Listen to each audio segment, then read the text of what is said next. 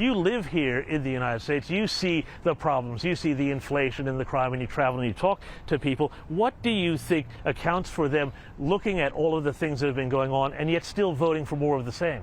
Well, look, it's a very good question, and I don't have a great answer. I think it is partly because of the Donald Trump overhang, if you like, that I think people associate Republicans with him still, and a very large number of Americans, certainly a convincing majority, do not like him. I notice some of his supporters have been saying, oh no, it's not Donald Trump's fault, it's Kevin McCarthy and Mitch McConnell. But let's face it, 80% of Americans would not know who those men are, right? So I think they associate the Republicans with Donald Trump, and I think that explains this outcome. And yet at the same time, Joe Biden and the Democrats are also incredibly unpopular. Are there any names that you see coming through on either side? And what do you make especially of the chances of Ron DeSantis then to be the next sort of generational wave and force for the Republicans? I mean, I noted that so many young people swung the election by voting Democrats.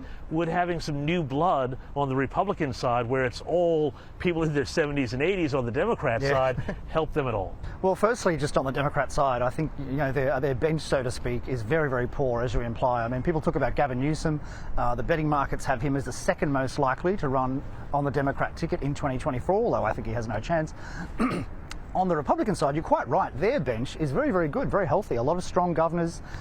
Glenn Youngkin, of course, in Virginia, possibly. And, of course, Ron DeSantis, who had a spectacular week, winning 60% of the vote. I think the greatest majority in that state's history, almost, at just the age of 44. Very well liked. His model works. He's hit all the right notes politically. You know, he could possibly win 2 terms if he runs in 2024, whereas that's very unlikely for Mr. Trump if he should win. So look, I think structurally the Republicans are in a better position. And I mean, is that then, you talked about Glenn Youngkin in Virginia. We've seen Abbott in Texas, Kemp in Georgia, DeSantis in Florida. Is there a new model of Southern governorship, Southern Republican governorship, that is really going to create the new sort of mold for the Republican Party?